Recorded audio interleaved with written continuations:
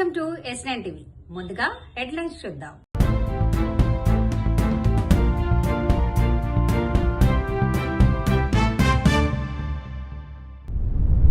రామచంద్రాపురంలో మహిళా కాంగ్రెస్ సమావేశం.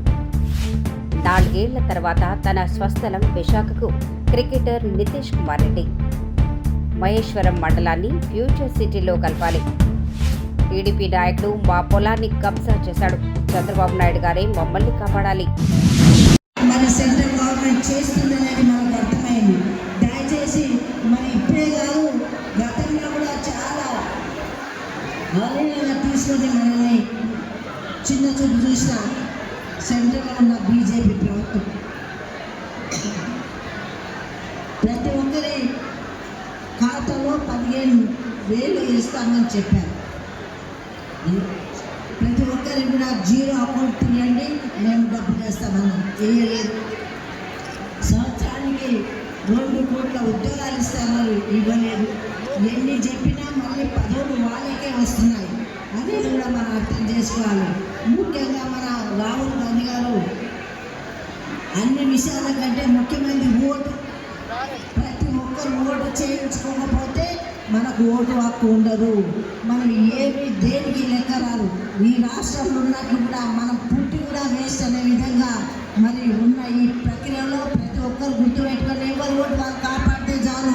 వాళ్ళు వచ్చి చేస్తారు, వీళ్ళు వస్తే చేస్తారని కాదు.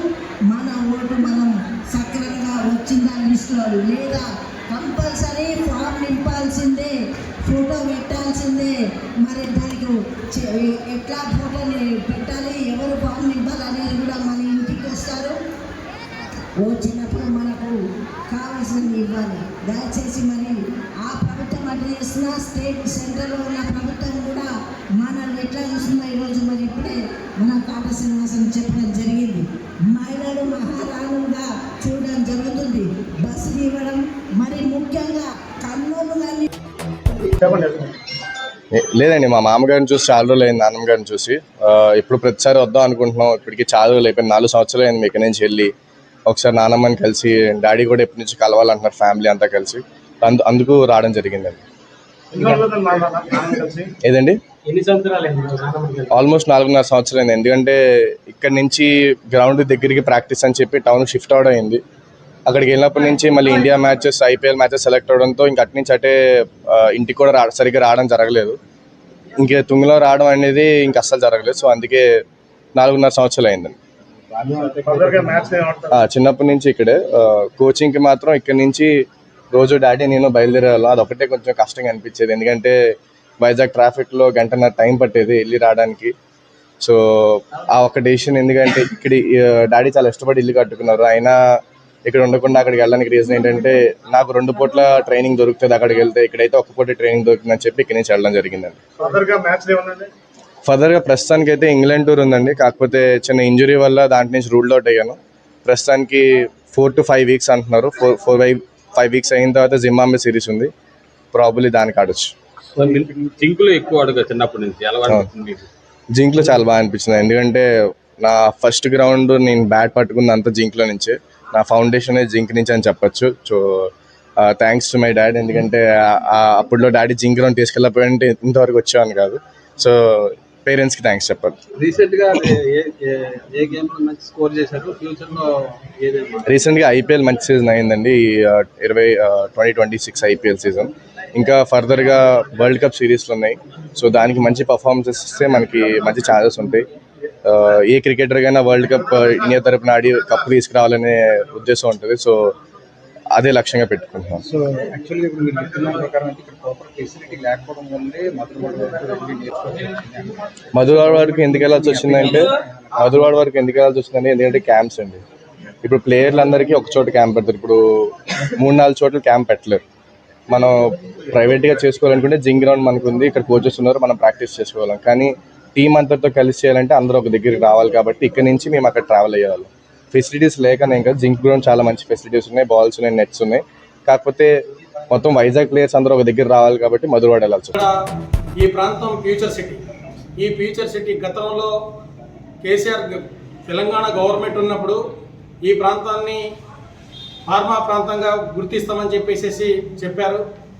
తర్వాత ప్రభుత్వం చేంజ్ అయింది. ఈ ప్రభుత్వం వచ్చినాక ఈ ప్రాంతాన్ని ఫ్యూచర్ సిటీగా, అది ఆధునికమైనటువంటి టెక్నాలజీ సిటీగా, ఇన్ఫ్రాస్ట్రక్చర్గా, ఆర్టిఫిషియల్ ఇంటెలిజెన్స్గా ఏర్పాటు చేస్తామని చెప్పేసి గౌరవనీయ ముఖ్యమంత్రి గారు ఇక్కడ ప్రకటన చేశారు. సంతోషపడ్డాం. ఈ ఫ్యూచర్ సిటీ ఆదర్శమైనటువంటి ప్రపంచంలో టెక్నాలజీ సిటీగా ఏర్పాటు చేస్తారని చెప్పేసి అన్నప్పుడు సంతోషపడ్డాం. కానీ ఈ సిటీలో నిర్మాణం చేస్తున్నామన్నారు, ఆర్టిఫిషియల్ ఇంటెలిజెన్స్ నిర్మాణం చేస్తామని చెప్పారు, ఇన్ఫ్రాస్ట్రక్చర్ని డెవలప్మెంట్ చేస్తున్నారు, ఈడ అనేక పరిశ్రమలు వస్తున్నాయని చెప్పేసి ప్రకటన ఇస్తున్నారు. కోట్ల రూపాయలు అబ్రాడ్ పోయి కోట్ల రూపాయలు తీస్తున్నామని చెప్పేసి ముఖ్యమంత్రి గారు చెప్తున్నారు. నిర్మాణ స్ట్రక్చర్ అయిపోయింది. వేల కోట్ల రూపాయల ప్రజాధనాన్ని ఇక్కడ ఖర్చు పెడుతూనే ఉన్నది ప్రభుత్వం. కానీ ప్రతిపక్షంలో ఉన్నటువంటి ప్రభుత్వం మాత్రం, గతంలో ఉన్నటువంటి ప్రభుత్వం మాత్రం మేము వస్తే ఫ్యూచర్ సిటీని రద్దు చేస్తామని చెప్పేసి అనడం, ఇది ఎంతటి దుర్మార్గమైనటువంటి చర్యను అర్థం కావట్లేదు. అంటే ప్రజాస్వామ్యాన్ని మొత్తం ప్రజాధనాన్ని ఏ విధంగా చేయాలనుకుంటున్నారు? అసలు ఈ జవాబుదారీ అనేది చెప్పాల్సిన అవసరం ఉంది. అంటే ప్రజాధనం, ప్రజలకు సొమ్ముని ఒక పక్కన ఫ్యూచర్ సిటీ, అధునితమైన టెక్నాలజీ సిటీని నిర్మిస్తామని చెప్పేసి ప్రభుత్వం చెప్తుంటే, మా ప్రభుత్వం రాగానే రద్దు చేస్తామని చెప్పడం అనేది ఇది దేనికి సందేశం ఇస్తున్నాం? అంటే ఈ ప్రాంతాన్ని అభివృద్ధి చేయాలనుకుంటున్నావా? ఈ ప్రాంతాన్ని నెట్టేట ముంచాలనుకుంటున్నారా? ఇక్కడ ఉన్న రాజకీయ నాయకులు కూడా ఆలోచన చేయాలి, పరిపాలన చేసేవాళ్ళు ఉండాలి, ప్రతిపక్షంలో ఉన్న వాళ్ళు కూడా ఆలోచన చేయాలి, అధికారంలో ఉన్న వాళ్ళు కూడా ఆలోచన చేయాల్సిన అవసరం ఉంది. దీన్ని మనం అందరం క్వశ్చన్ మార్కుగానే ఉండాలి. ప్రజలు ఏమనుకుంటున్నారు అంటే ఈ ప్రభుత్వం ఖర్చు పెడతా ఉంది, ఇంకో ప్రభుత్వం వస్తే ఈ మళ్ళీ డిస్మెంటల్ చేస్తుందా అనే ఒక చర్చ మొత్తం గందరగోళానికి ప్రజలు, ఇక్కడ ఉన్నటువంటి స్థానిక ప్రజానికం చాలా ఇబ్బందులకు అవస్థలు పడుతున్నటువంటి పరిస్థితి ఉంది. ఎక్కడి నుంచి వచ్చారు? సమస్య ఏంటి? సమస్య మీద మాట్లాడారు. అది అన్నమయ్య జిల్లా లగ్రెడ్డిపల్లి మండలం, పందెల్లపల్లి గ్రామం and village sir. Village and post. నాకు 4 ఎకరాల 10 సెంట్లు ల్యాండ్ ఉంది సార్. అది నా పేరు కొమ్మెర గంగాధర్ సార్. మా తండ్రి పేరు కొమ్మెర గంగయ్య. 2020 సంవత్సరంలో మా గ్రామానికి చెందిన వైసీపీ అతను, మాజీ ఎంపీటీసీ ఆర్ రాజేంద్ర రెడ్డి అనే అతను నా పొలం మొత్తం కబ్జా చేసిండు సార్. చేస్తే మళ్ళీ తర్వాత 2022 సంవత్సరంలో మంగళగిరి టీడీపీ మెయిన్ ఆఫీస్లో నారా చంద్రబాబు నాయుడు సార్ గారిని కలిశాను సార్. కలిస్తే ఆ సార్ ప్రెస్ మీట్ పెట్టి నా భూమిని ల్యాండ్ కాపాడాడు సార్. అప్పుడు తర్వాత రాజేంద్ర రెడ్డి అనేవాడు వదిలేశాడు సార్, నా ల్యాండ్ ఏం పట్టించుకోలేదు. మళ్ళీ ఈ మధ్యలో 1 సంవత్సరం కిందట టీడీపీలో తెలుగుదేశం పార్టీలో చేరినాడు సార్. చేరి తీవ్రమైన ఇబ్బందులు పెడుతున్నాడు సార్. ఆ భూమిని రాయిచ్చేయమంటాడు సార్. ఎంతో డబ్బులు ఇస్తా, నా పరువు పోయింది, రాయిచ్చేయమన్నాడు సార్. ఈ విషయం కొరకై మండిపల్లి రాంప్రసాద్ ట్రాన్స్పోర్ట్ శాఖ మంత్రి ఆయన దగ్గరికి వెళ్ళాను సార్. వెళ్తే ఆయన అప్పుడు ఈ రాజేంద్ర రెడ్డి కూడా వచ్చాడు సార్. వస్తే అప్పుడు రాంప్రసాద్ రెడ్డికి అడిగాను సార్, అన్న ఈ విధంగా అంటాడు, నా పరిస్థితి 4 పిల్లలు ఉన్నారు, 2 అమ్మాయిలు 2 అబ్బాయిలు, నా పరిస్థితి ఏంది, ఉండే భూమి రాయిచ్చేస్తంటే, రే వాడు 19 నెగ్గించుకునేదానికి తెలుగుదేశం పార్టీలోకి వచ్చాడు, ఆ పొలం అతనికి రిజిస్ట్రేషన్ చేయించేపు, నీకు ఇచ్చి చేసిన తర్వాత మళ్ళీ రాపు నీకు ఎంతో కొంత అమౌంట్ ఇస్తుంటాడు సార్. ఈ విధంగా ఒక మినిస్టర్ ఆ విధంగా అనొస్తుంది సార్. చెప్పండి సార్, మీరు ఒక న్యాయం చెప్పండి సార్. మీరు నేను ఏమనంటే నా మీద రౌడీ షీటర్ కట్టించాడు సార్. కట్టించి లేనిపోని ఇబ్బందులు పెడతాను సార్. ఈ మధ్యలోనే నా పొలం దగ్గరికి వచ్చి మా మీద దాడి చేశారు సార్. మా మీద కొట్టపోతాను, మీకు కొద్దిగా ఒంగేలేక నా కొడుకు పైన దెబ్బ పడింది సార్. ఈ పిల్లోడి మీద